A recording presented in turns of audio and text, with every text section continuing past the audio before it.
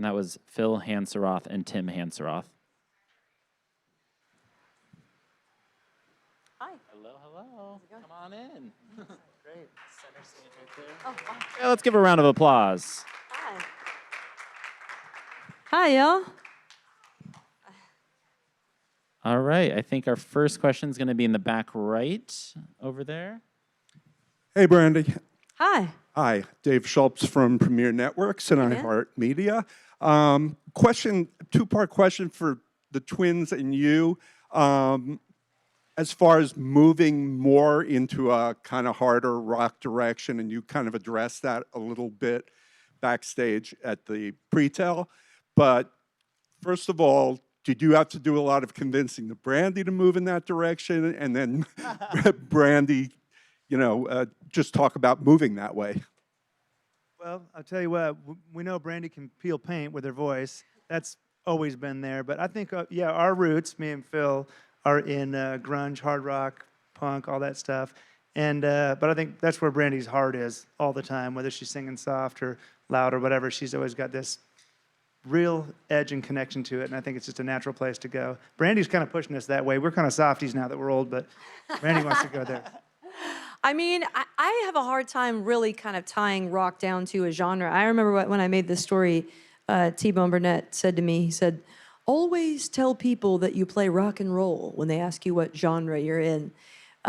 Because rock and roll, it covers everything. It's a risk that you take.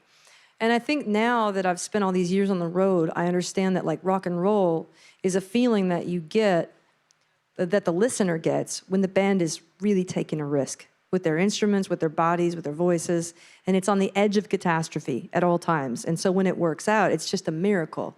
So I think rock and roll can be a ballad, or it can be a hard rock song. It could be up-tempo. Yeah, I could be screaming or I could be whispering, but rock and roll is a risk, and I take a lot of risks musically, and I'm going to keep doing that. I feel like Americana is who we are, but that rock and roll is what we do.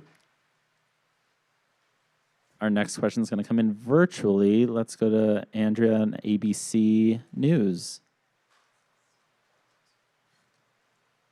Hi, congratulations, Brandi. Thank you. You, in addition to being all these places for your own music, you always seem to be the go-to person for a legend tribute, whether it's Joni Mitchell or singing with Elton John at Dodger Stadium. Why do you think that you have connected so strongly with these legends, and how does it inspire your own music? That's a good question. I think it's clear to everybody that I feel a strong passion for honoring our icons and our way pavers in the music industry, because I think it's important for us to remember the language and remember the dance that was kind of laid out before us. It doesn't mean we shouldn't change things or take risks. It just means that credit where credit's due. So I love tributes. I love watching people get their flowers while they're still here, while they're living. And I also like rising to the challenge of honoring these folks vocally and musically. I think that it just gives me a real charge. I love doing it. And some of it is also, I just think from being a queer kid, understanding that I just wouldn't be here without my heroes, that I'm standing on some really powerful shoulders. And so I just feel a real penchant for giving back to the people that have paved the way for us to be here.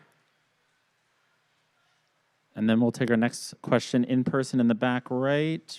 Ricky? Hey there, it's Ricky Cornish with Out Magazine. Brandi, congratulations, my friends. Thank you. Now, Brandi, of course, you just mentioned it. You know, part of the LGBTQ community, you are representing us so well, and you are a hero to a lot of people out there. So knowing that you're standing up there with that Grammy right now and inspiring somebody, how does that make you feel? I just get it. I really get it. And I don't take it lightly. I think it's the profound honor of my life. My kids got to witness that tonight.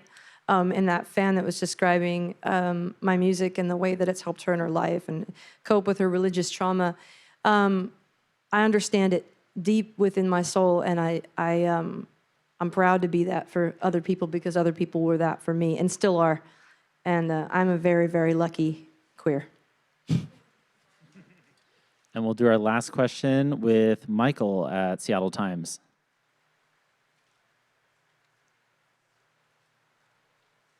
Hey, Brandi, Tim, Phil. Hey, Hey, Michael. Congratulations, y'all. thank you.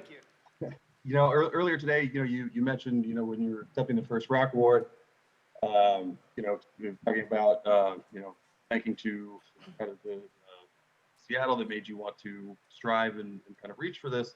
I was wondering if you could talk a little bit more about what was on your mind when you were saying that, and kind of the Seattle influence, especially when it comes to winning in the rock categories. I was thinking about all those great venues, the Sit and Spin and the Rock Candy. I was thinking about Pike Place Market. I was thinking about Matt over at Easy Street Records. I was thinking about our first van. I was thinking about when all we wanted was to be rock stars. What were you guys thinking about? First show I ever went to when we were kids was Nirvana. That's the first concert I ever went to in Seattle. Then I got my license, took my girlfriend down to the OK Hotel to see a punk show. I mean, from there, it would take me all night to just talk about Seattle and what it means to me. And we're lucky enough to live in a city that had this big grunge thing going on. So when we started a band, there was a ton of venues that would let small bands come in and just play for 2 people, 3 people, for beer, for steaks or whatever. And yeah, so proud to be from there. And the waypavers, our rock and roll waypavers from our city are generous. They were opening up for smaller bands. They were letting artists get up and sing with them. They were paying for their studio sessions. I mean, Soundgarden and Pearl Jam have been such champions and heroes of ours, from the beginning. So I was really thinking about them when we got this award, and it really felt like a realization of some big, big dreams. We're bringing it home to the 206. How big? Real quick follow up. How big is that bonfire going to be when you get back up here? That bonfire? Well, don't tell the neighbors, but about 25 feet high. Amazing. Congratulations, all 3 of you, Brandi, Tim, and Phil. Thank you so much. you. Thank you. Big round of applause. Let's Thanks, hear you it. guys.